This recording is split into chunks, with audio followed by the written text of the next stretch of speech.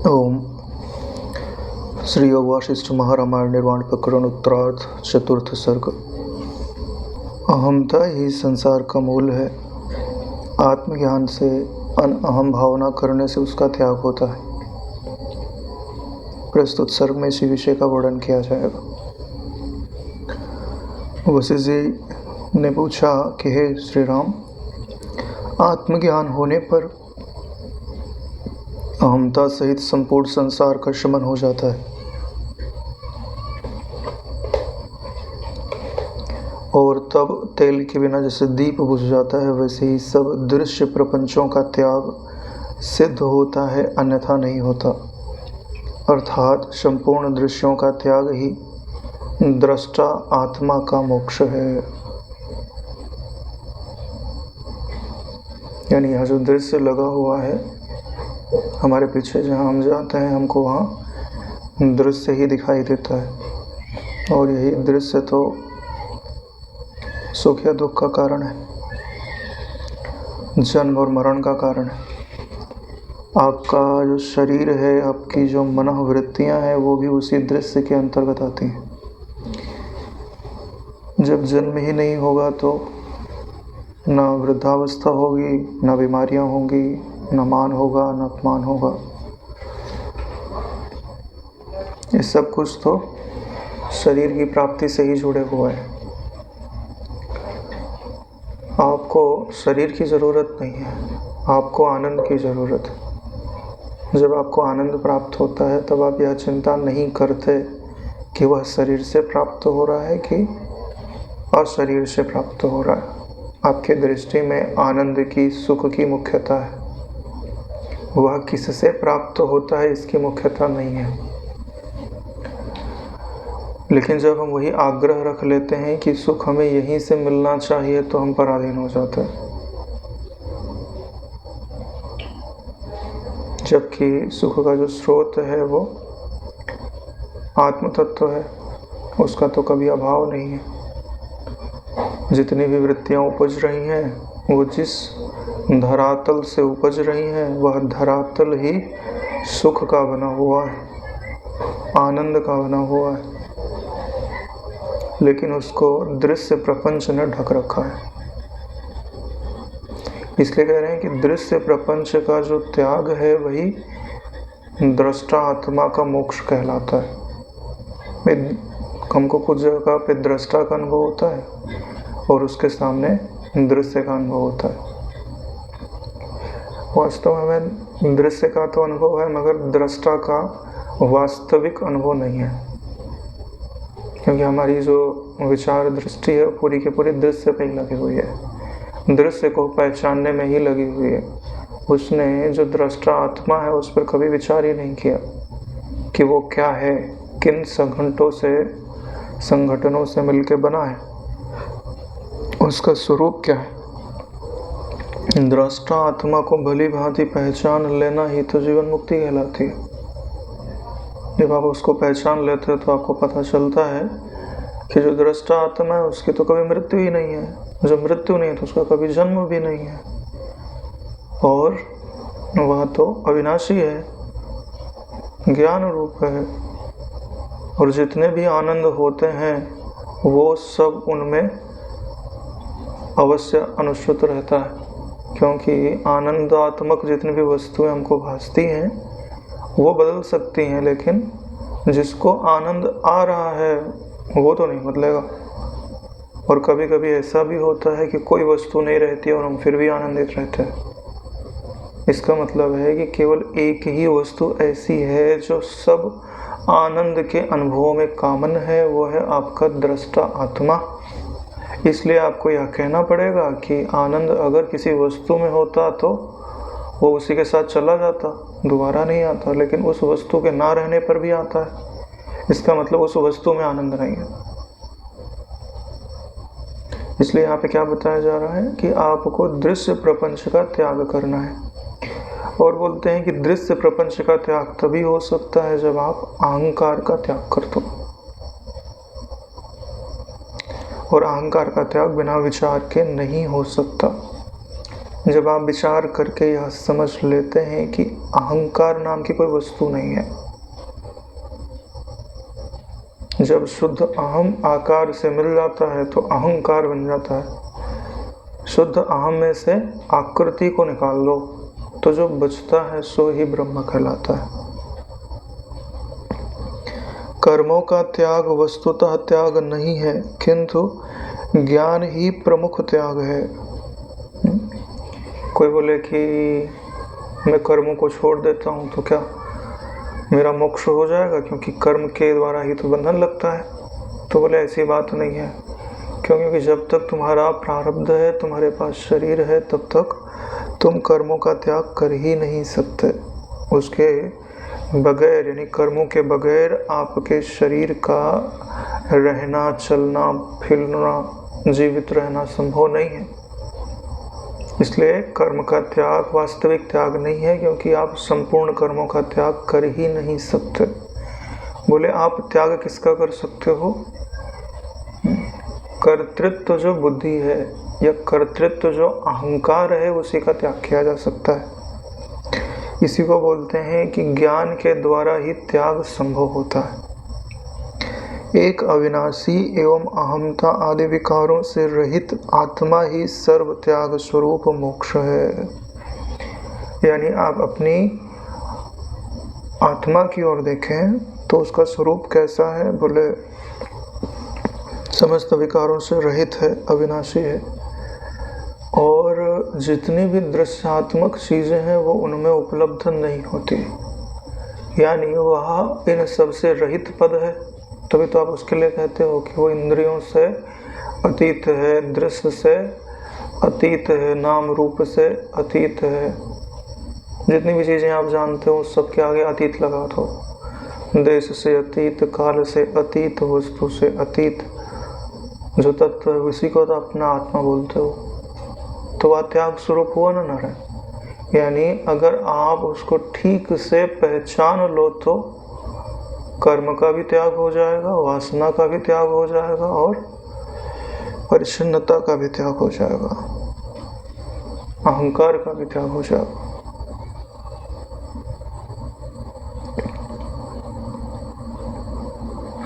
देह आदि दृश्य प्रपंच मैं हूँ, यह घर धन आदि मेरा है, ऐसा संसार जब दीपक के तेल के समान समाप्त हो जाता है तब सर्वोत्तम बोध स्वरूप आत्मा ही शेष रह जाता है। और जिसका संसार शांत नहीं है उसे न तो ज्ञान है, न शांति है, न त्याग है, न मोक्ष रूपी सुख ही है। यह जो शरीर बैठा है, जो भी योग वाशिष्ठ के शब्दों को, वाक्यों को बोल रहा है, उनके अर्थ को प्रकाशित कर रहा है, क्या यह शरीर मैं हूँ? नहीं हूँ। क्यों? क्योंकि ये तो बदलता है, मैं नहीं बदलता। यह ज्ञान रूप है, मैं ज्ञान रूप हूँ। ये जन्मता और मरता है, मैं न जन्मता हूँ न मैं मरता हूँ। यह दुख रूप है और मैं सुख रूप हूँ। तो ये तो मैं कदापि नहीं हो सकता। जब आप आत्मा और अनात्मा का विवेक करते हैं, देह त्रय और साक्षी का विवेक करते हैं, तो आपको ये समझ में आ ही जाता है कि या तो मैं कदापि नहीं हो सकता, तो फिर इस शरीर से जुड़ी हुई जो वस्तुएं हैं वो मेरी तो नहीं हो सकते। तो जब शरीर से अहमता और वस्तुओं से ममता विदा हो जाती है तो जो शेष रहता है उसी को बोध स्वरूप आत्मा कहा जाता है। ज्ञान से ही तो मैं शरीर को जानता हूँ, अगर ना हो तो शरीर का अनुभव नहीं होगा। यानी बिना प्रकाश के कोई वस्तु दिखाई नहीं दे सकती। कोई वस्तु प्रकाश के भीतर होगी तभी उसका ज्ञान होता है। जो प्रकाश के बाहर है यानी अंधकार में है, उसका ज्ञान नहीं होता। ऐसे ही जितनी भी वस्तुओं का आपको अनुभव होता है वो ज्ञान सत्ता के भीतर है, तभी उनका अनुभव होता है। वह ज्ञान सत्ता ही ब्रह्म है, वह ज्ञान सत्ता ही आनंद है, वह ज्ञान सत्ता ही मुक्ति है। हे नारायण, हम सबको उसी की अनन्य शरण ले लेनी चाहिए। अनन्य शरण लेने का क्या अर्थ होता है? कि अब मैं शांति के लिए केवल आपके आश्रित हूँ, अब मैं आनंद के लिए केवल आपके ही आश्रित हूँ, अब मैं समस्त समस्याओं के समाधान के लिए केवल आपके ही आश्रित हूँ। मेरे विचार में, मेरे चिंतन में, मेरी भावना में, मेरे विश्राम में आपके सिवाय अब किसी दूसरे का स्थान नहीं है। यह जो आपका निश्चय है वही आपको उस तत्व से एकता का अनुभव करा सकता है। और जिनको यह विचार नहीं है, ऐसी भावना नहीं है, ना उन्हें ज्ञान है, ना उन्हें शांति है, ना उन्हें मोक्ष रूपी सुख ही प्राप्त होता है। स्त्री पुत्र धनादि सब मेरे हैं, यह देहादि इंद्रियां मैं हूँ, यह समस्त संसार शांत होने पर केवल शांत आत्मा ही बचता है, उससे पृथक अन्य कुछ भी नहीं है। यानी दो ही चीज़ें आपको करनी है। ये जो धन पुत्र आदि हैं उनमें जो ममता है, और शरीर इंद्रियां आदि हैं उनमें जो अहमता है, जब दोनों शांत हो जाते हैं, और दोनों को शांत करने में कारण क्या है? आत्मविचार ही कारण है, आत्म भावना ही कारण है, आत्म प्रेम ही कारण। तो जब ये दोनों शांत हो जाते हैं तो जो शेष रहता है वही अपना आत्मा है, वही बोध स्वरूप है, वही आनंद स्वरूप है, उसके सिवाय दूसरा कुछ है भी नहीं। हे राम जी, तत्वज्ञान द्वारा अहम का सम्यक शमन होने से ममता का आधार स्थल संसार का ही शमन हो जाता है। यानी आपने ठीक से तत्वज्ञान के द्वारा विचार किया तो आपकी अहमता का जैसे शमन होगा ना नारायण, वैसे ममता भी नहीं बचेगी, अगर ठीक से अहंकार का शमन होता है तो। और ठीक से अहंकार का शमन कब होता है? जब आपके सन्मुख दृश्य उपस्थित ही ना रहे और आप रहो, तभी आपके अहंकार का शमन होता है। जैसे अभी आप विचार करके यह तो जानते हो कि यह शरीर मैं नहीं हूँ, इंद्रियां मैं नहीं हूँ, फिर भी शरीर तो सामने है, इंद्रियां तो सामने है, तो होगा क्या कि आप सावधान हो तो इनमें अहमता नहीं है, लेकिन व्यवहार तो आप इन्हीं से करते हो। तो अगर सावधान नहीं रहे तो फिर से अहमता इनमें जागृत हो सकती है। तो इसके लिए करना क्या पड़ेगा कि जो आप नहीं हो वह आपकी दृष्टि में भी ना रहे, यानी उससे पीछे हट जाओ। जैसे चिमटा गर्म है और आपको गर्मी लग रही है तो चिमटे को छोड़ देना ही योग्य है। ऐसे ही लोग विचार तो करते हैं मगर पीछे नहीं हटते। पीछे ना हटने के कारण समाधि की प्राप्ति नहीं होती। सुखरूप आत्मा में आप निमग्न नहीं होते। सर्वत्र आत्मा की स्थिति होने से यथार्थतः कहीं कुछ भी नष्ट नहीं होता, क्योंकि वो वास्तव में होता ही नहीं है। एक आत्मा ही पहले से ही विद्यमान है। जो कुछ भी आपको दृश्य रूप से अनुभव में आता है उसकी पूरी तरह असत्ता ही है। ऐसा जिसका निश्चय है वही यथार्थ निश्चय रखता है। अहम भाव करने वाला जीव केवल अनअहम भाव करने से बिना किसी विघ्न के ही शांत हो जाता है। सब चाहते तो यही है ना कि जितनी अविद्या है, जितनी परेशानी है, जितना जंजाल है, वो सब शांत हो जाए। तो जंजाल किसके आश्रय से है? अहंकार के आश्रय से है। जब आप अनात्म अहंकार को पूरी तरह समाप्त करते हो, पूरी तरह समाप्त होना चाहिए। पहले समझ डेवलप होती है कि यह आत्मा है या अनात्मा है, फिर संबंध का त्याग होता है, यानी इससे मेरा कोई संबंध नहीं। तीसरा अनात्मा का अत्यंतभाव किया जाता है। तीनों ही अहमता की निवृत्ति के सोपान हैं। कोई पहला ही कर ले और बोले मेरी ममता निवृत्त नहीं हो रही, तो उसकी बात यथार्थ नहीं है। यानी भली भांति अगर आप अहमता भी निवृत्त कर दो तो सब निवृत्त हो जाएगा, क्योंकि ममता अहमता के ही आश्रित है। इसके लिए किसी अन्य साधन की अपेक्षा नहीं रहती, यानी केवल अनात्म अहंकार ही विदा करने से सारी चीजें पूरी हो जाती हैं। मैं देहादि न होकर केवल चिन्मात्र स्वरूप हूँ। मैं देह आदि न होकर केवल चिन्मात्र स्वरूप हूँ, ऐसा अपने भीतर में अनुभव करिए।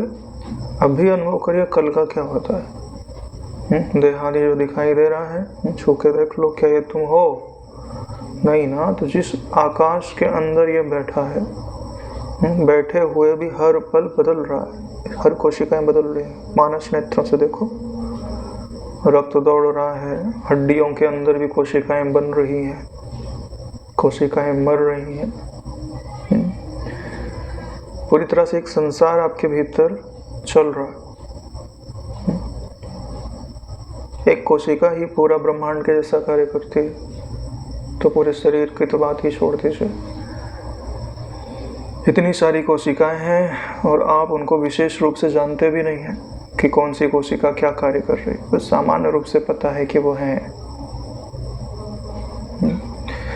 इतनी 300 खरब कोशिकाएं होते हुए भी कभी आपको ऐसा नहीं लगा कि मैं 300 खरब हूँ? आपको लगता है ना मैं एक ही हूँ, क्योंकि कोशिकाओं की विभिन्नता आपको विभाजित नहीं कर सकते। क्यों? क्योंकि आप चिन्मात्र हो ना नारायण। ज्ञान को खंड खंड करने की सामर्थ्य किसी में नहीं है, और वही ज्ञान सत्ता मैं हूँ। बोधो हम, श्वास अंदर जाती है, बोधो बाहर आते है, हम। शरीर के भीतर आकाश है, तभी तो श्वास अंदर जाती है, तभी तो बाहर आती। तो वह जो आकाश है उसमें ज्ञान है, और वही ज्ञान आकाश में हूँ। मुझ में कभी कुछ नहीं बदलता, जो बदलता है वह मैं नहीं होता। यही आपका निश्चय रहना चाहिए। हर श्वास में इसी को दोहराते रहो। परिणाम पे दृष्टि मत डालो। जीतूंगा कि हारूंगा ये सब छोड़ दो। अपना 100% देने की कोशिश करो, बाकी ईश्वर देख लेगा, गुरु देख लेंगे। संसार को ज्यादा मूल्य मत दो। जो करना है वो तो हो ही रहा है, उसमें कुछ पकड़ने की जरूरत नहीं है और कुछ छोड़ने की भी जरूरत नहीं है। जो पकड़ना है वो अगर आप आज नहीं पकड़ पा रहे तो आप कभी नहीं पकड़ पाओगे। आज लिख के रख लो, जो पकड़ना है अगर आज आप नहीं पकड़ पा रहे हो तो आप कभी नहीं पकड़ पाओगे। अरे नारायण, जब परिस्थितियां अनुकूल होती तो आदमी सो जाता है, जगता तो तब है जब परिस्थितियां प्रतिकूल होती हैं। आप सोच रहे हो ना कि जब अनुकूलता आएगी, बहुत कुछ अनुकूल हो जाएगा, तब मैं कुछ करूंगा, कभी नहीं हो पाएगा। जैसे अनुकूलता आएगी वैसे तुम सो जाओगे। बड़े बड़े जो महारथी बनते हैं वो युद्ध क्षेत्र में ही बनते हैं, जिनके चारों तरफ परिस्थितियां ऐसी होवे कि वो शांत से बैठ ना पावे, तो वही बनते हैं वीर। जिनके यहाँ सब फैसिलिटी होवे, हाँ, तो वहाँ कौन बनता है नारायण। इसके लिए हर श्वास में आत्म तत्व को दोहराइए, इसके सिवाय कुछ चारा नहीं है। श्वास श्वास सुमिरन करो और जतन कछु नहीं, इसके सिवाय आप कर भी कुछ नहीं सकते।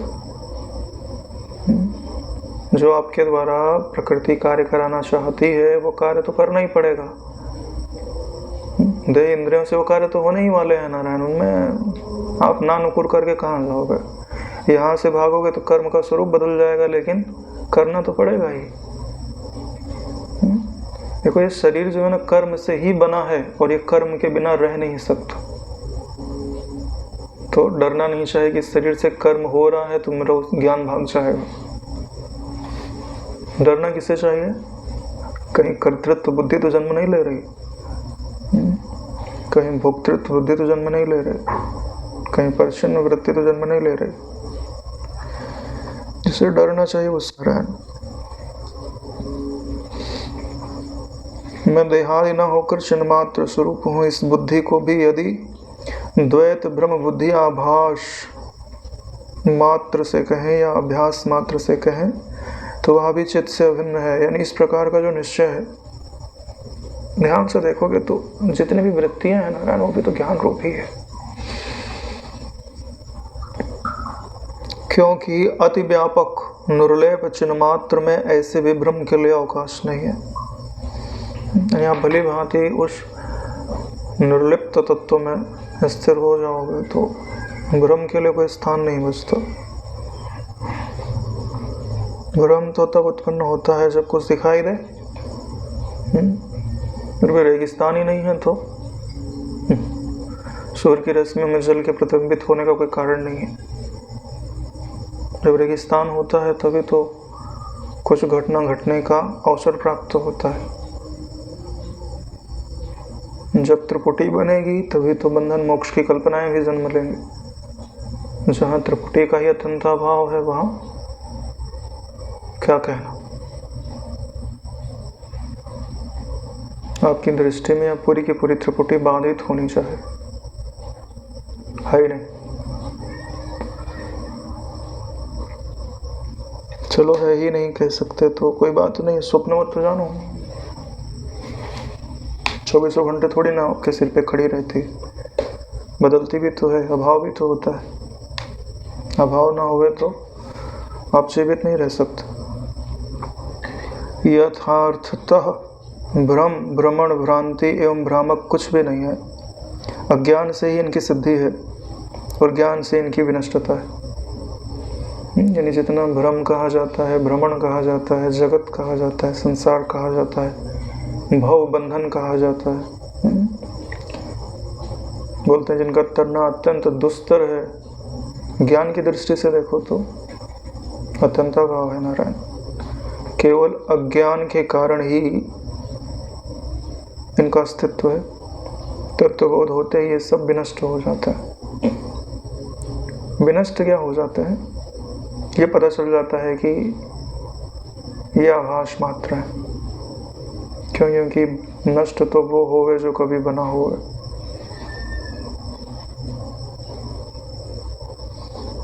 सपने का कभी प्रलय थोड़ी होता है।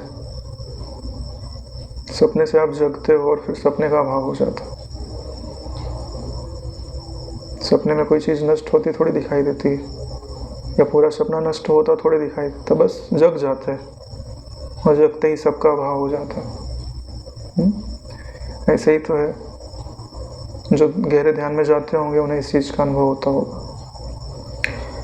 जब आप यह निश्चय करते हो कि यह जो जगत है वो तो कल्पना मात्र है, अब क्या देखना है इसको जो हम मेरे सम्मुख खड़े कर रही है उस दृष्टि को अब मैं स्वरूप की ओर लगाता हूँ या उसको मैं समेट लेता हूँ।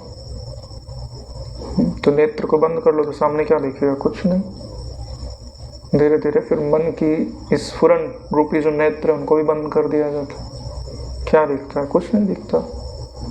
जो 5 प्रकार का जगत अनुभव में आता है शांत हो जाता है। बचता क्या है? ज्ञान सत्ता, आनंद सत्ता। अगर ज्यादा समय उसमें बैठते हो तो फिर ये भूल ही जाता है कि जगत था कभी इधर। अगर ममता ज्यादा दृढ़ नहीं है तो, ममता दृढ़ है तो फिर वो जगह डालती है, फिर से जगत की सत्यता सिर पे नाचने लगती है। नहीं तो जिनका ज्ञान थोड़ा दृढ़ हो गया है और वो ध्यान में गहराई में जाए तो शांत। कभी कभी तो ऐसा हो जाता है चित्त कि फिर से ये जगत फुरेगा कि नहीं फुरेगा पता नहीं। ऐसी ट्रांजिशन उसमें चला जाता है कि भाई कि ये जो कल्पनाएं फुरती थी, अभी जो सपना बीता है वापस उस सपने में चित्त जाएगा कि नहीं जाएगा। ऐसे कभी कभी मेरे चित्त में लगता है। सब कुछ तुम असत रूप के तुल्य संव्याप्त शुद्ध चिद रूप ही जानो। यानी जो कुछ भी आपको असत के तुल्य संव्याप्त दिखाई देता है उसमें भी जो शुद्ध चिद रूप है या ज्ञान रूप है, उसी को समझो कि वो इसी के रूप में अनुभव में आ रहा है। सबको केवल आत्मा समझकर मौन होकर स्थित रहो, यानी जो भी तुम्हारे अनुभव में आ रहा है, तुमने ठेका लेके रखा है, ये अच्छा है बुरा है, ये धर्मी है या अधर्मी है, अरे छोड़ो नारायण, सब आत्मा ही है। देखो पूरा योग वशिष्ठ पढ़ के देख लो, पाप और पुण्य का ज़्यादा विवेक नहीं है।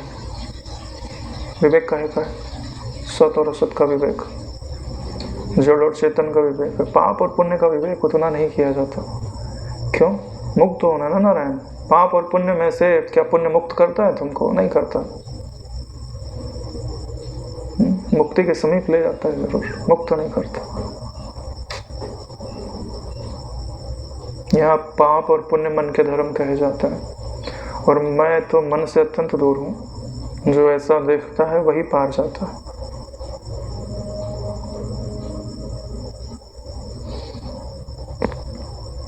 जब जिस देहादि में अहम भाव उत्पन्न होता है, तब तब अनअहम भाव करने से प्राणी पुनः शोक संतप्त नहीं होता। यानी इसमें जो अहम भाव है वह उत्पन्न होता ही रहता है। क्यों? क्योंकि यह स्वाभाविक है। अगर इसमें अहम भाव ना हो तो यह कार्य भी नहीं कर सकता। यानी ये जो देह है, इसमें एक नैसर्गिक अहम भाव प्रकृति ने डाला ही है। भाई भूख लगती है तो सिर्फ मेरे को ही अनुभव होता है ना कि मेरे को भूख लगी है, दूसरे को थोड़ी ना अनुभव होता है। तो एक व्यष्टिगत अहंकार डाला ही जाता है कि जो इस शरीर के निर्वाह के लिए आवश्यक होता है।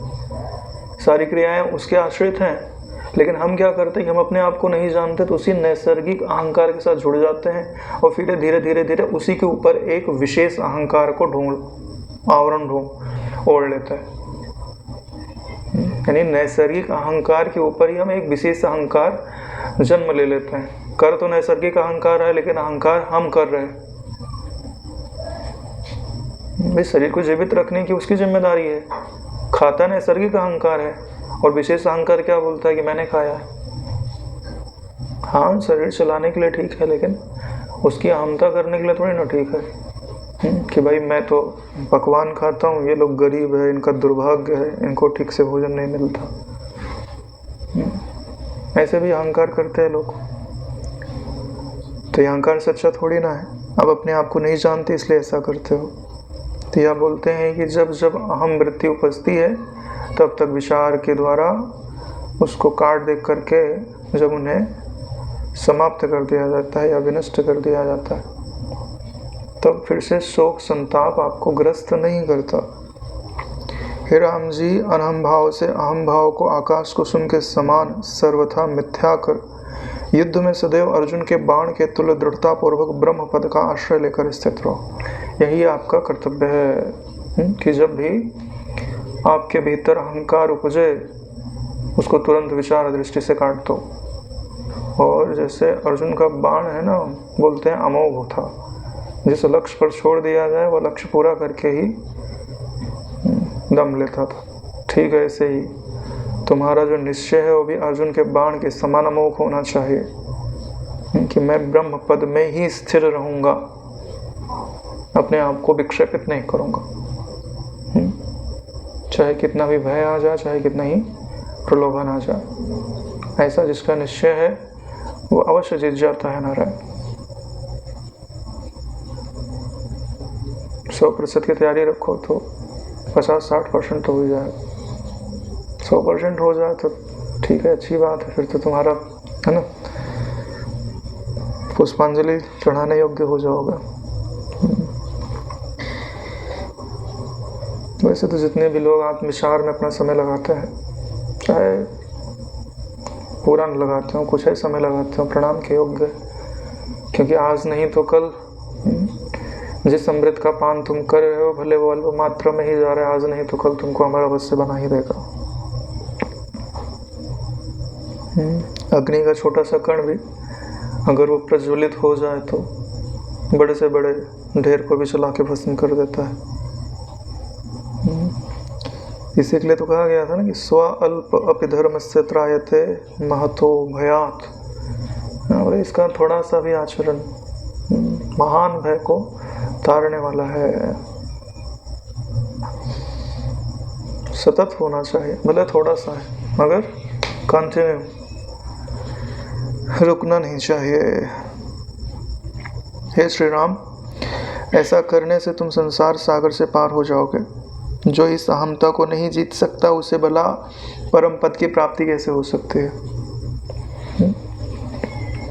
जब तक आप इस अहमता को नहीं जीतोगे आपको परम पद की प्राप्ति नहीं होगी। जब आपको क्रोध आता है तो वो क्रोध का आश्रय कौन होता है? दृष्टा की अहंकार। अहंकार होता है ना नारायण। अरे भाई क्रोध दृष्टा को थोड़ी ना आएगा, देखने वाले क्रोध आता है क्या? क्रोध तो जो जिसके प्रतिकूल हुआ है उसको क्रोध आएगा। बुरा किसको लगता है? दृष्टा को बुरा लगता है क्या? अहंकार को बुरा लगता है। तो जब तुमको बुरा लगे तो समझो मुझे नहीं लगा, इसको लग रहा है, ये मिथ्या ही है। तो उसका बुरा लगना अहंकार के सही चला जाएगा। तो इसके लिए उनको धन्यवाद देना चाहिए जिनके वचन आपके हृदय पे लगते हैं और दर्द देते हैं। क्यों? अरे वो बता रहे नारायण, ये जो तुम्हारे शरीर में फोड़ा है ये अभी ठीक नहीं हुआ, इसके में पस बाकी है। धन्यवाद तो नारायण। हाँ,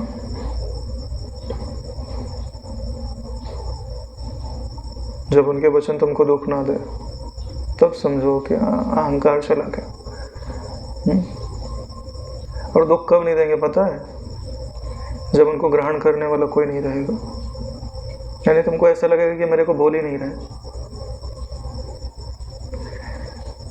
अरे भगवान बुद्ध को देखो कैसे पराजित किया उन्होंने। यही तो कला उन्होंने सीखी थी। कोई कितना ही अपमान करे मुस्कुराते रहते। क्यों? क्योंकि भीतर में क्या निश्चय है कि ये गाली मुझको नहीं दे रहा। सिर पटक के मर जाए आदमी। हाँ, जिसको ये कला आ गई उसके सामने आदमी सिर पटक के मर जाए। उनका शरीरांत करना तो आसान है, उनको दुखी करना कठिन है।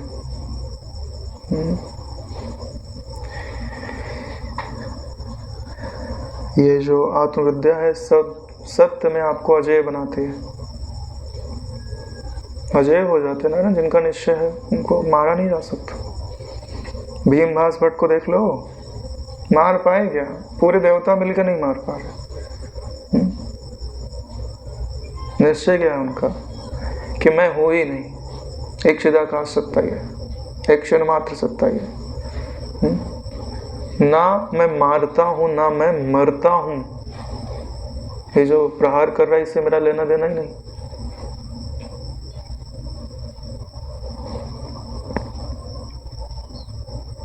काम क्रोध आदि षड्रिपुओं को जिस ज्ञानी ने जीत लिया वही मुक्ति आदि महान अर्थों का भाजन हो सकता है, अन्य मनुष्य रूपी गर्दभ नहीं।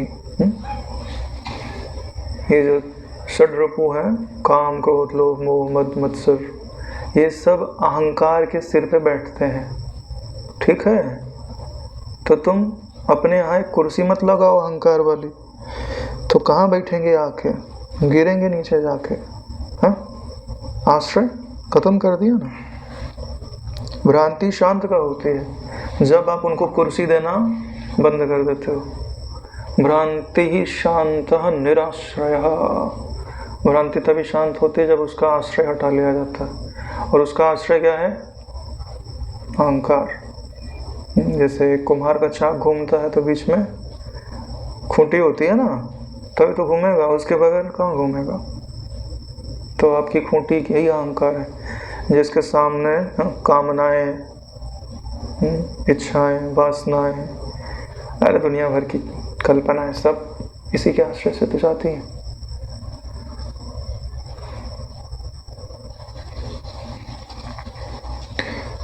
मनोवृत्तियों को जीतने वाला ही विवेक आदि का भाजन होने से पुरुष शब्द से व्यवहृत करने योग्य, यानी उसी को पुरुष कहा जा सकता है। बाकी सब तो गर्दभ है। यानी जिसमें विचार दृष्टि प्रबल है, जो हर पल सावधान है नारायण, सावधान है अपने स्वरूप मैं वही हूँ। हे अहंकार तू निकल, तुझे जरूरत नहीं। ज़रूरत हो तो रख लो, हमारी कोई मनाही नहीं है, ठीक है, लेकिन वो कोई अच्छी वस्तु नहीं है। एक तो उससे दुर्गंध आती है, अहंकार से दुर्गंध आती है। ये जो मैं बोलते रहता है, उसमें अच्छी कोई वस्तु नहीं होती, दुर्गंध ही रहती है। अरे भाई, अंतःकरण में महक तब आती है ज्ञान की, भक्ति की, प्रेम की, सुवास तो फैलती है जब अहंकार ना होगा। सच बता रहे। एक कोई भाई आए तो उन्होंने बहुत अच्छी बात बताई, तो अच्छा लगा बहुत सुनकर। तो उन्होंने बोला भाई, मैंने बोला भाई कहाँ से पता चली आपको ये बात? तो बोलते हैं कि मैंने विचार करके जाना है। मैंने बोला ठीक से और सोच लो। बोले नहीं, ये तो मैंने अपनी बुद्धि के बल पे विचार करके जाना है। मैंने बोला ठीक है फिर। अरे नहीं, बुद्धि तुम्हारी कब से हो गई? अरे भाई गुरु कृपा है, कहीं ना कहीं से सुना है, पढ़ा है, उस पर थोड़ी प्रोसेस हो गई बुद्धि की, और वो भी गुरु की कृपा ही होती है, ईश्वर की कृपा होती है, तब जाके उस बुद्धि में प्रकाश आता है। तुम कौन होते हो? तुम्हारी बुद्धि कहाँ से होती है? तो प्रकृति की है। और तुम अहंकार करने वाले कौन होते हो कि ये मेरी बुद्धि का फल है, हाँ मैंने निकाला इसको।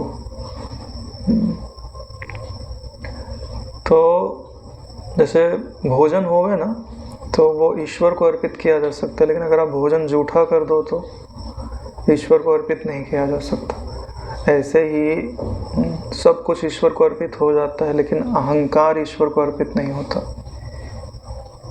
जूठा कर दिया ना आपने।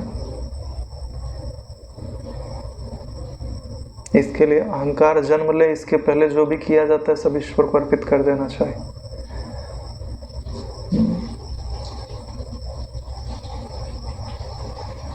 ये जो योग वाशिष्ठ का ऑडियो बनता है, कभी कभी मैं सुनते रहता हूँ तो भीतर में आता है कितना बढ़िया बोला, तुरंत सतर्क हो जाता है चित्त। क्या मैंने बोला? तुरंत निश्चय होता है नहीं, ये तो मैंने बोला ही नहीं। अगर कोई इसका निंदा भी करता है तो मैंने तो बोला ही नहीं, झंझट खत्म हो गया। हृदय में मैं यही निश्चय रखने का प्रयास करता हूँ। 100% रहता है ये तो नहीं कह सकता, लेकिन रखने का मैं यही प्रयास करता हूँ कि ये मैंने नहीं बोला है, जिसने बोला है उससे जाके झगड़ लो। सही बता रहे ना रे?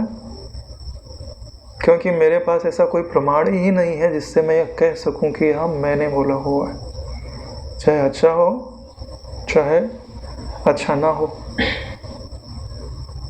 शायद यही निश्चय योग्य है। मनोवृत्तियों को जीतने का यही उपाय होता है कि मनोवृत्तियों का जो आश्रय है, मनोवृत्तियों को जो ग्रहण करता है उसको ही हटा दिया जाए, क्योंकि मनोवृत्तियों को नहीं हटाया जा सकता। भाई जंगल है तो वहाँ फूल पत्ते टहनियाँ तो सूख सूख के गिरेंगे ही गिरेंगे, ठीक है, लेकिन तुम्हारा एक नौकर जो पागल हो गया, जो जाए जंगल में जो सड़ी गली वस्तुएं उठा के घर में लेके आकर रख देवे, तो उस नौकर को हटाने की ज़रूरत है, जंगल को हटाने की ज़रूरत नहीं। तो ये जो अहंकार है ना नारायण, ये पागल से कम नहीं है। सच बता रहे। क्या सब श्रेष्ठ वस्तुएं लेके आता है क्या? नहीं नारायण, कचड़ा ज़्यादा लेके आता है, श्रेष्ठ वस्तुएं बहुत अत्यल्प पे लेके आता है, और वो भी उसमें गंदगी मिला ही रहता है। क्योंकि अहंकार जन्मता ही दृश्य से जुड़ाव के कारण है, और दृश्य ही तो मलिनता है। अहंकार, कार यानी आकार, ये जो मनोवृत्तियों को जीत लेता है उसी को पुरुष कहा जाता है। पुरुष का क्या अर्थ होता है? पूर्व का अर्थ होता है पूर्व मतलब घर, श यानी जो उसमें शयन करता है, यानी जो अंतःकरण रूपी घर है जो इसमें आकाश के रूप से स्थित है, उसी को पुरुष कहा जाता है। और जब मनोवृत्तियों को जीत लोगे तो मनोवृत्तियाँ उस पर आवरण नहीं डाल पाएंगी, तब वो समझेगा कि मैं पुरुष हूँ। आज वो अंतःकरण के भीतर समझ सके कि मैं आकाश मात्र हूँ, तो बाहर भी समझेगा क्योंकि अंतःकरण कोई दीवार थोड़ी है, तो कल्पना है। हे भद्र, जैसे सागर अथवा आकाश अपने अंदर डाले गए पदार्थों में सदा असंग ही रहता है, ऐसे ही अनहम भाव पूर्वक तुम सभी में असंग रहो।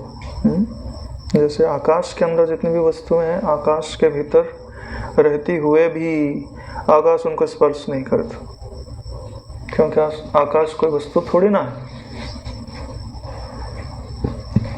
ठीक ऐसे ही आप सब में स्थित रहते हुए सबसे असंग हो। मैं देहादि नहीं हूँ, इस अनहम भाव का ज्ञान प्राप्त कर अनेक युक्तियों से चिद्रूप की सुखानुभूति करते हुए तुम मोह में क्यों पड़ते हो? जब तुमने जान लिया कि भाई शरीर आदि मैं नहीं हूँ और जो आत्मा का सुख है आप उसमें शांति प्राप्त कर रहे हो, सुख प्राप्त कर रहे हो, तो फिर तुम मोहित क्यों होते हो? इतना मिल जाने के बाद फिर मोह की तो कोई गुंजाइश नहीं है। सुवर्ण में कटक आदि के समान आत्मा से अन्य कोई भी पदार्थ तुम्हें ज्ञेय नहीं है, यानी जो तुम जानते हो वो भी आत्मा ही है। यह सब केवल भ्रम है जिसका शमन आत्मज्ञान द्वारा हो जाता है। इसका जो शमन है वो आत्मज्ञान के द्वारा या आत्म निश्चय के द्वारा हो जाता है। तो कैसे होता है? ये आत्मा ही है, ऐसा तुम दृढ़ निश्चय करो तो शांत हो जाएगा। हाँ, थोड़ा बल होना चाहिए बोलने में, मरे मरे से बोलोगे तो कोई प्रभाव थोड़ी ना पड़ेगा। हमको पता है शब्द किससे उपजता है? अग्नि से। शब्द में अग्नि की सामर्थ्य होती है, तभी तो वो अज्ञान को चलाता है। तो जोरदार शब्द होगा तो जोरदार अग्नि जलेगी, तो जल्दी नष्ट होगा। मरा मरा शब्द क्या पता अग्नि उत्पन्न ना हो, इसलिए दृढ़ता पूर्वक बोलना चाहिए। सिंह की तरह गर्जना करनी चाहिए वेदांत की। बाहर भले मत चिल्लाओ, अपने भीतर में तो जोर से गर्जना करो कि तुम्हारे अंतःकरण का सारा प्रदेश उससे गूंज जाना चाहिए कि मैं यही हूँ, इसमें मुझे कोई संदेह नहीं है। हे श्री राम, वायु में स्पंद के तुल्य तुम्हारे हृदय में जिस जिस वृत्ति का उदय हो उसे चिदाकार का भावना कर वह मैं नहीं हूँ, सर्वदा उसे आधारहीन बना दो। क्या बात, साधुवाद है नारायण। ना अहम अस्मीति चिद्वृत्त्या तम अनाधारताम नय। उन्हें कहाँ लेके जाओ? अनाधारताम में लेके जाओ। इनको कोई धारण करने वाला है ही नहीं। मरो तुम, नीचे गिरो। आज तक तुमने हमको नीचे गिराया, अब तुम नीचे गिरो। नय अनाधारतम नय, नय मतलब ले जाना। कहाँ लेके जाओ? जहाँ धरातल ही नहीं है। हे राम जी, जिसने सर्वप्रथम क्रोध, लज्जा, लोभ आदि को नहीं जीता, वह शठ इस अध्यात्म शास्त्र में व्यर्थ ही प्रवृत्त होता है। यानी अगर आप मलिनता को नहीं छोड़ रहे हो तो अध्यात्म शास्त्र में प्रवृत्त होने का आपको तत्काल फल तो प्राप्त नहीं होगा। वायु में गति के समान तुम में जो अहमता विद्यमान है, स्वयं में तुम्हें परमात्म बोध होने पर वह तुमसे वायु में गति के सदृश अभिन्न हो जाएगा। यानी प्रारंभ में जो अहमता रहती है वो अलग रहती है, यानी विचार से हमको लगता है ये अलग है और मैं अलग हूँ, लेकिन जब उसके प्रति जो अनात्म बुद्धि है वो बाधित हो जाती है तो तुमसे अभिन्न है नारायण, तुम्हारे सिवाय कोई है ही नहीं। सिर्फ सत्यता विदा होने के उपरांत अभिन्न हो जाते हैं। जब तक सत्यता है तब तक अलग होती है, यही निश्चय है। आत्मज्ञान द्वारा जब इस संसार का विलय हो जाता है तब यह वैसे ही शोभा पाता है जैसे गले में पड़ी पुष्पमाला में रचे गए सर्प आदि शोभा पाते हैं। साधुवाद। अरे भैया, ये संसार शोभा वोभा नहीं पाता है, ठीक है? जब तक आत्मज्ञान नहीं हुआ तब तक दुखदायी है। आत्मज्ञान हो गया तो बोले तुमको माला पहनाई गई और उसमें डिजाइन सांप की बनाई गई। देखने में दूसरे को सांप लग रहा है लेकिन तुम्हारी दृष्टि में फूल है नारायण, क्योंकि डिजाइन फूलों पे ही बनाई गई है। तो तुम्हारे लिए दुखदायी नहीं है, तुम्हारे लिए आनंददायी है। लेकिन ये चीज़ें कब समझ में आती हैं? जब आपको बोध हो जाता तब आपके लिए शत्रु शत्रु नहीं रहता, ईश्वर हो जाता, अपना आत्मा हो जाता। जिसको बोलते हैं ना, जहाँ प्रेम ही प्रेम की सृष्टि मिले, हाँ, तो तत्वबोध के उपरांत ही प्राप्त होती है। उसके लिए उसको भावना नहीं करना पड़ता, भावना पहले करना पड़ता है, बाद में भावना नहीं करना पड़ता, अनुभूति होती है।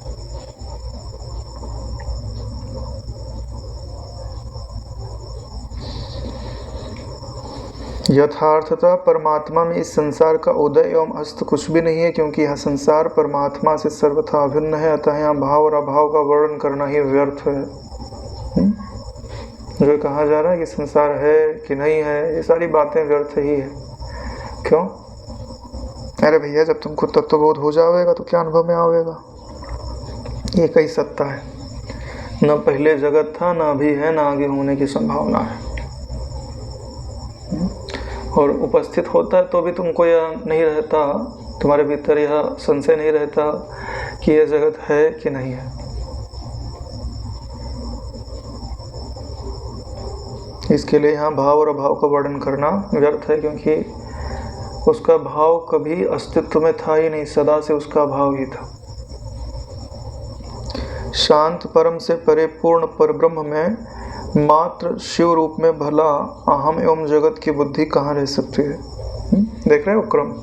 प्रारंभ में आपको अहंकार को हटाना बताया गया, अब आकर के यहाँ अद्वैत जो स्थिति है उसी का वर्णन किया जा रहा है कि नारायण उसके अंदर अहमता और ममता तो संभव ही नहीं थे।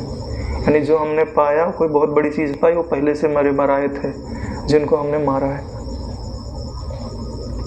सूर्य में रात्रि की निवृत्ति के समान शिव स्वरूप ब्रह्म में निर्वाण शून्य शांत शिव स्वरूप अज्ञान युक्त जगत का बाध है। जैसे कोई सूर्य के अंदर रात्रि को ढूंढने जाए तो मिलेगा क्या?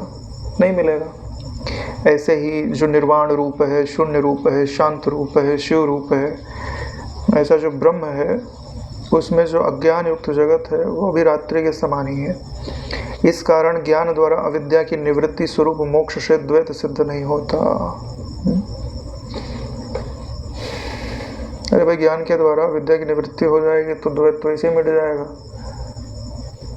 लेकिन इनके मिटने पर भी द्वैत था ऐसी सिद्धि नहीं होती। रोगों की व्यथा एवं शस्त्राघात की पीड़ा मनुष्य सह लेते हैं। मैं देह एवं इंद्रियादि नहीं हूँ, केवल इस अनहम भाव को सहने में भला उसे क्या परिश्रम हो सकता है? लो नारायण, इसमें तो कोई पीड़ा भी नहीं है ना। मैं शरीर नहीं हूँ, इंद्रियां मैं नहीं हूँ, ठीक है। ऐसा जो आपका निश्चय है, उसमें जो आत्म भावना है, उसको जो आप दोहराते रहते हो, तो इसमें पीड़ा भी क्या है? कोई दर्द थोड़ी ना होता है, अच्छा ही लगता है जबकि शांति मिलती है। अब गुरुजन प्रत्यक्ष नहीं तो शाबाशी वाबाशी देते तो तुमको और अच्छा लगता। हाँ कि भाई अच्छा विचार कर रहा है, थोड़ा और करेगा तो बोध हो जाएगा। ऐसा क्या करे, करोड़ों शिष्य है, अनुकूलता भी नहीं है तो नहीं मिल पाता। हम ही बोल देते हैं उनके बदले।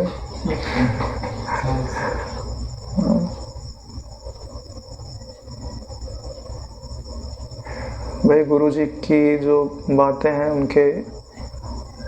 उनको अपने हृदय में धारण करने वाले लोग आगे नहीं बढ़ाएंगे तो कौन बढ़ाएगा?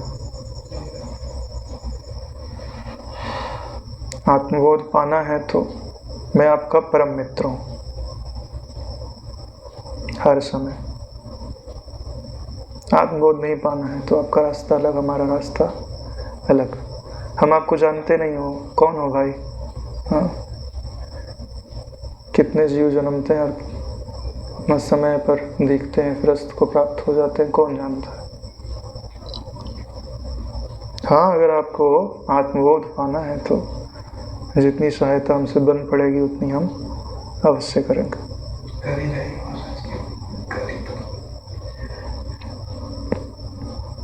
हे राम जी, सांसारिक पदार्थों में अविनाशी अंकुर अहंकार आदि से ही शरीर आदि में फूटते हैं। ज्ञान द्वारा उन्हें निर्मूल कर देने पर संसार स्वतः निर्मूल हो जाता। ये जो संसार है वो तो विनाशी है नारायण, लेकिन उसके अंदर जो अहंकार जन्म ले लेता है ना, जब उसको तो विचार से नष्ट मत करो ना, तो अविनाशी रहता, नष्ट स्वाभाविक स्वतः नष्ट नहीं होगा, कितने ही जन्म ले लो, उसे ज्ञान के द्वारा निर्मूल करना पड़ता है। ज्ञान के द्वारा निर्मूल कर दो, अहंकार को ही कर दो, तो पूरा संसार निर्मूल हो जाता। ऐसा लिखा हुआ है नारायण यहाँ। क्या पता आप लोग मेरी बात माने न माने, तो वशिष्ठ जी की तो बात मानेंगे। जैसे अति निर्मल दर्पण सारहीन होने पर भी मुख के वाष्प से मलिन हो जाता है, वैसे ही अहंकार रूपी वाष्प से परमात्मा रूपी दर्पण भी मलिन होने जैसा प्रतीत होता है। जो दर्पण है उसके अंदर कोई मलिनता नहीं है। सारहीन का मतलब है कि उसके अंदर कोई मलिनता नहीं, लेकिन मुंह की भाप लगती है तो मलिन हो जाता है, ठीक से दिखाई नहीं देता चेहरा। ऐसे ही ये जो देहादि का अहंकार है, वह उसी वाष्प के समान है जो चिन्मात्र तत्व की शांति को आप तक पहुंचने नहीं देता, चिन्मात्र तत्व के आनंद को आप तक पहुंचने नहीं देता।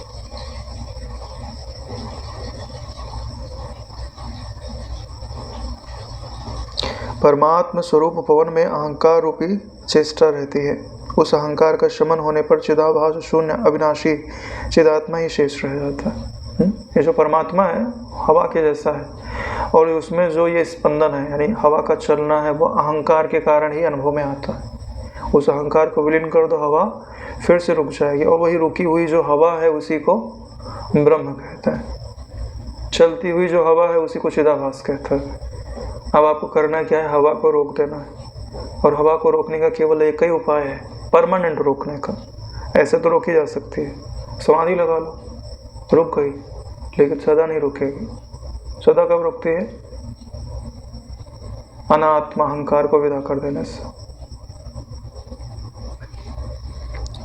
समक्ष स्थित पदार्थों को अहम ही चिति में प्रतिबिंबित करता है। लो नारायण क्या कह रहे हैं? समक्ष स्थित जितने पदार्थ है ना नारायण, ये अहंकार ही चिति में उनको प्रतिबिंबित करता है। समझ रहे हैं? अहंकार इच्छा करता है, और उसकी इच्छा के कारण अपने आप चिति में सब प्रतिबिंबित होते। चिति में जगत वगत है वह नहीं है, तुम्हारी इच्छा का परिणाम है ये।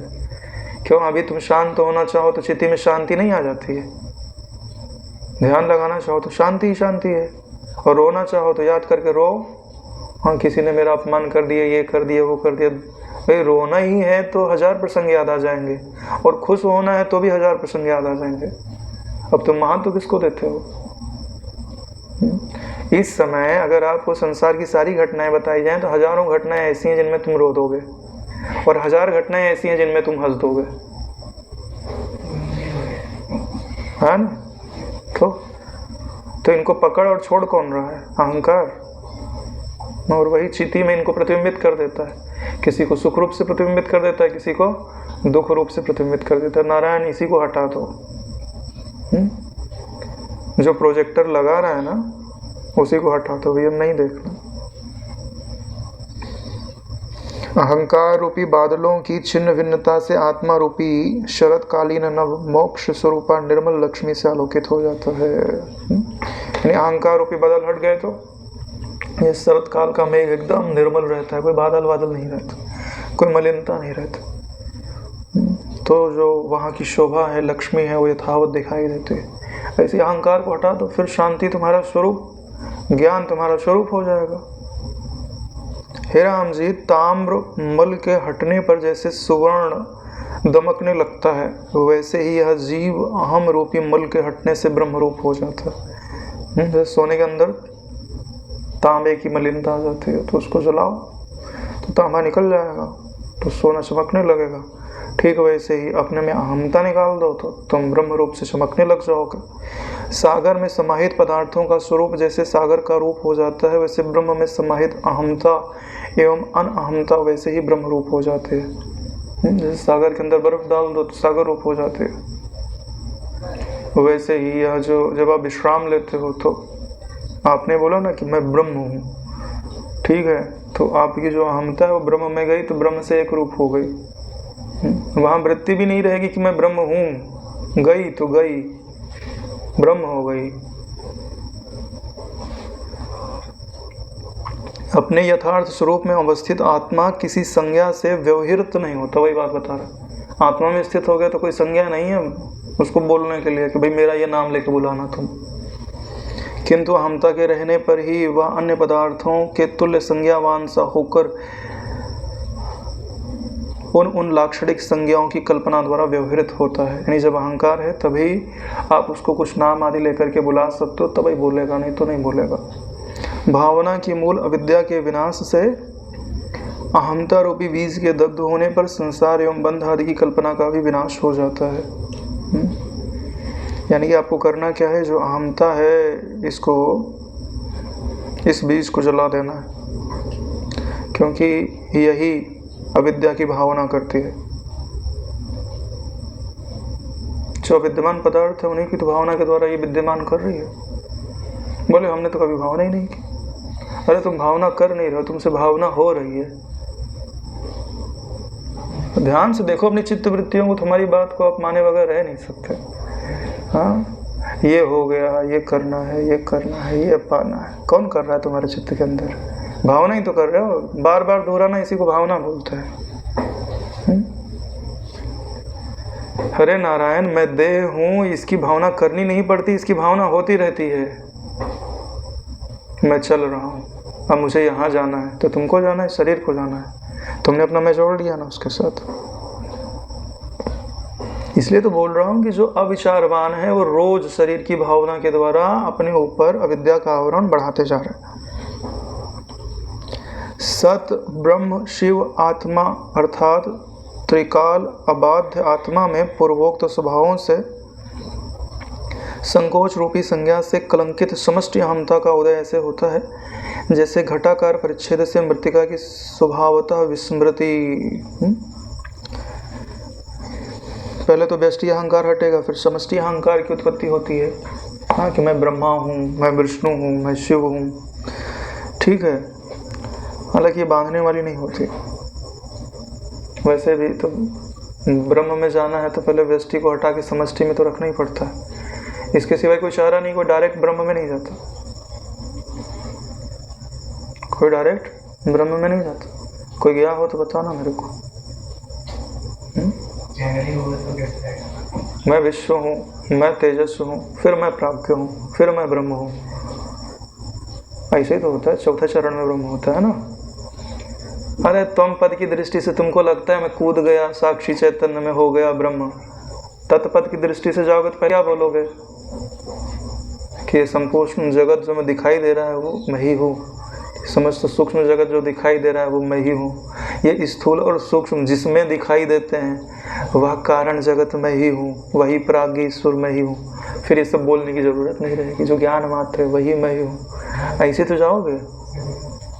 हाँ, तो व्यष्टि से ब्रह्म में जाने का रास्ता समष्टि से होके ही जाता है।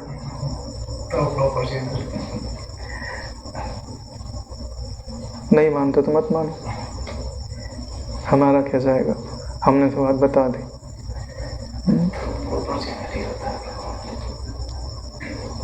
इसी कारण अहंता रूपी बीज से सृष्टि रूपी बिंब लता उत्पन्न है जिसमें अनेक संसार रूपी फल लगते एवं नष्ट होते हैं। यानी अहंता ही बीज है जिससे सृष्टि उत्पन्न होती है।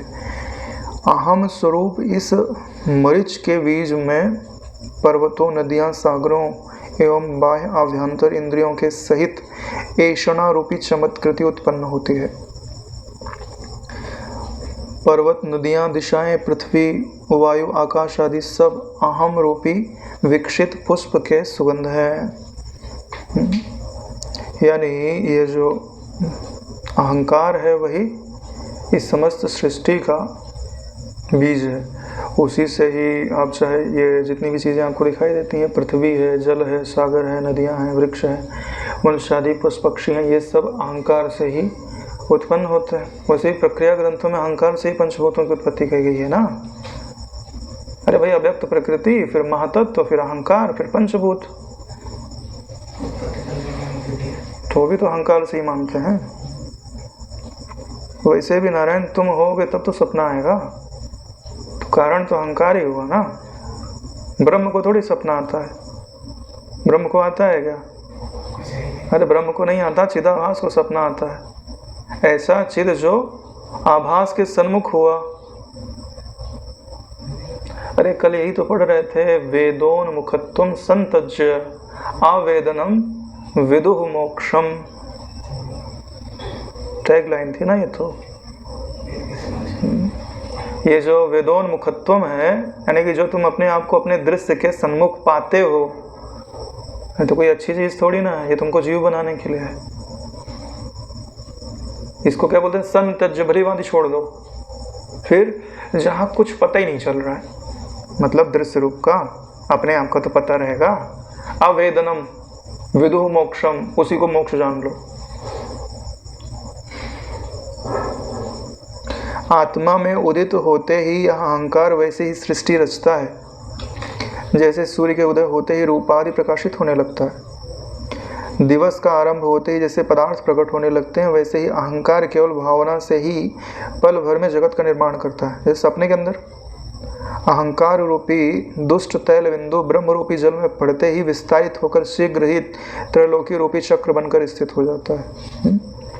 जैसे पानी होता है, उसमें तेल की बूंद डाल दो, चारों तरफ फैल जाती है उसके ऊपर सतह पर, और उसमें अगर भवन पड़ने लग जाए तो वो भी तो घूमेगा, तो उसके अंदर आकृति भी तो बनेगी। हाँ, तो वही त्रिलोकी रूपी आकृति है।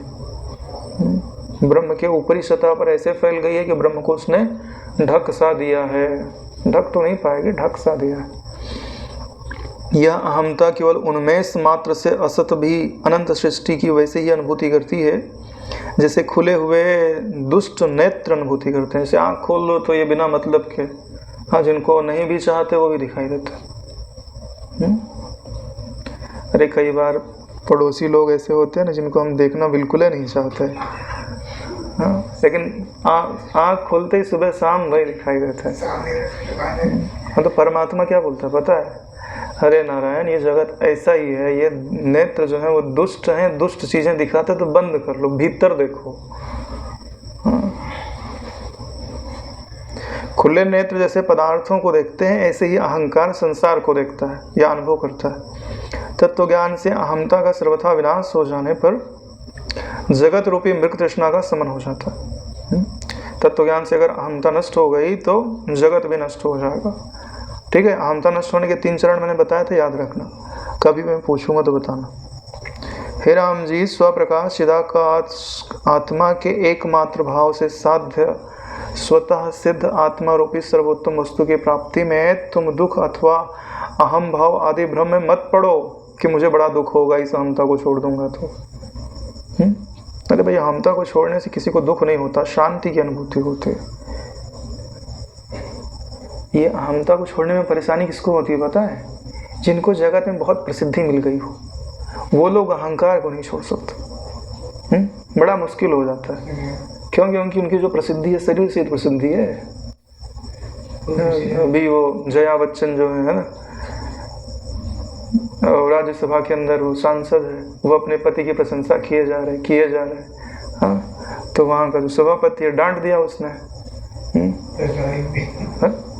अरे भाई, जो अपने परिवार की प्रशंसा खुद ही की जाती है।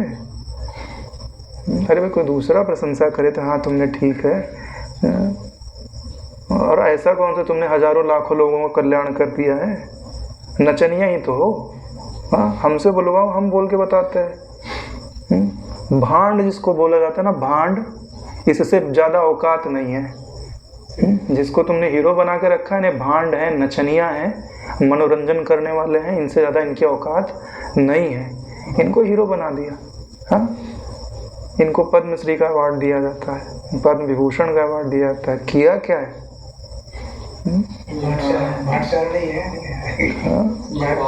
अरे भारतीय संस्कृति का पतन कराने में लोगों का योगदान है। हाँ, जिन्होंने रामायण बनाया, महाभारत बनाया, वो लोग प्रशंसा के पात्र हैं।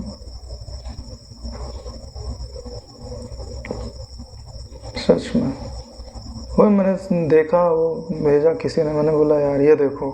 हाँ, कोई दूसरा प्रशंसा करे तो चलो ठीक है, बात है। वही हम यहाँ पे बात बता रहे हैं कि जो प्रशंसा की जाती है ना, तो ये अहंकार को इतना बढ़ा देती है कि वो अहंकार को छोड़ ही नहीं सकता।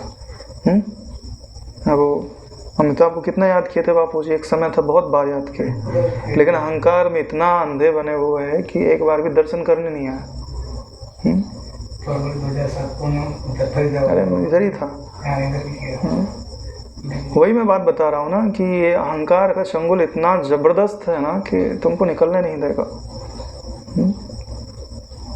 सच में कभी मैंने देखा कि प्रशंसा प्राप्त होने से, धन की अधिकता होने से कोई व्यक्ति श्रेष्ठ हो जाता हो, ऐसा तो बिल्कुल ही नहीं है। निकृष्ट हो जाता है और ज़्यादा पापी हो जाता है। अगले जन्मों के लिए वो पातक इकट्ठा कर रहे हैं।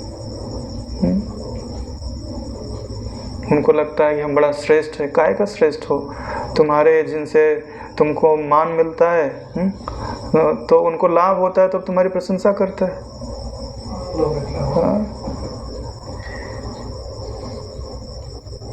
वे देश के लिए तुमने कुछ बलिदान दिया हो, हाँ तो मान सकते हैं। तुमने पिक्चर बनाई, उसका पैसा लिया, और उस पिक्चर में तो लोगों का क्या क्या हुआ, उल्टे संस्कार डाले।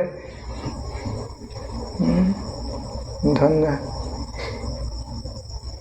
बड़ा आश्चर्य लगा मुझे। देश के लिए जो जीवन दे थे उसका तो सीधी बात है ना, अरे जो सीमा पे अपना जीवन दे देते हैं उसका कोई पूछता है।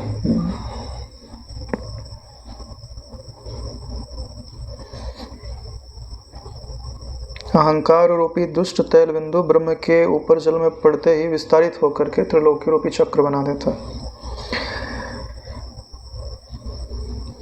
किसी अन्य सहायक साधन के बिना ही निजी प्रयत्न से साध्य अनहम भाव के अतिरिक्त कोई अन्य तुम्हारा मंगल कारक में नहीं देखता।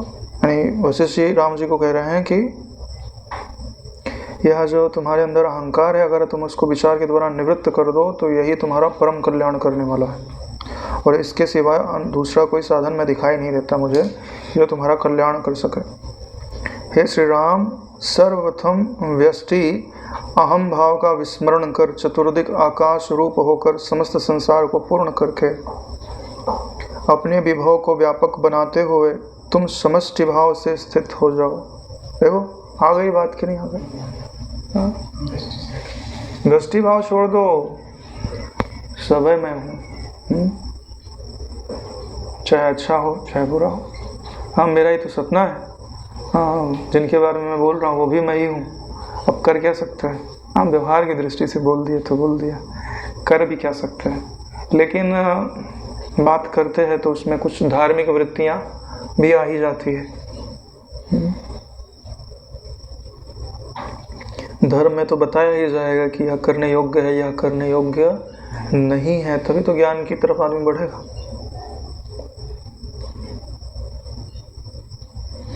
यानी राम जी को क्या आदेश दिया जा रहा है कि व्यष्टि जो अहम भाव है उसका विस्मरण कर दीजिए, और चारों दिशाओं में जो फैला हुआ आकाश तत्व है उससे अपनी एकता को अनुभव करते हुए समष्टि भाव से स्थित हो जाइए कि समस्त संसार मुझ में ही स्थित है, संपूर्ण जगत ब्रह्मरूप है। ऐसे बोध से संपूर्ण प्रपंचों का बाद प्रपंच रहित इंद्रियां आंतरिक मलोम कलाओं से शून्य शांत होकर निर्मल आत्मस्वरूप में अवस्थित हो। यानी ऐसा जो ज्ञान सत्ता है जिसमें सब जितने भी बाहर के प्रपंच आदि हैं कल्पित हैं, ऐसा जो समस्त कलाओं से रहित तत्व है उसी को अपना मैं मानो और उसी में स्थित रहो, क्योंकि इस प्रकार अध्यारोप एवं अपवाद न्याय से विशुद्ध आत्मा का बोध ही वेदांत सिद्धांतों का सार है। अध्यारोप अपवाद तो आप लोग समझते ही हैं। अध्यारोप अपवाद ठीक वैसे ही है जैसे कपड़ा गंदा है तो उसके ऊपर साबुन लगाओ और उसको धो डालो। साबुन लगाना तो एक तरह से और गंदगी लगाना है, लेकिन हम साबुन क्यों लगा रहे हैं? क्योंकि हमको मैल भी धोनी है और साबुन भी धोना है। इसके लिए जो आपको शब्द दिए जाते हैं ये शब्द ब्रह्म में स्थित करने के लिए हैं, उनका अहंकार करने के लिए नहीं है। जैसे बोले मैं दृष्टा साक्षी चेतन हूँ, बोले तुम क्या, तुम तो जीव हो। हाँ तो नारायण जो दृष्टा साक्षी चेतन होता है उसके सामने कोई जीव होता है क्या? दृष्टा साक्षी चेतन अद्वितीय होता है। अगर तुम दृष्टा हो तो सभी दृष्टा है, सभी मुक्त है, और अहंकार से किसी का संबंध नहीं, एक ही सत्ता है। यहीं पर चतुर्थ सर्ग पूर्ण होता है। आज यहीं विश्राम लेता है। ओम कायेन वाचा मनसेन्द्रियैर्वा करोमि यद्यत् सकलं परस्मै श्री सद्गुरुवे इति समर्पयामि। ओम सहनावतु सहनौ भुनक्तु सह वीर्यं करवावहै तेजस्विनावधीतमस्तु मा विद्विषावहै। ओम शांति शांति शांति। श्री सद्गुरुदेव भगवान की जय।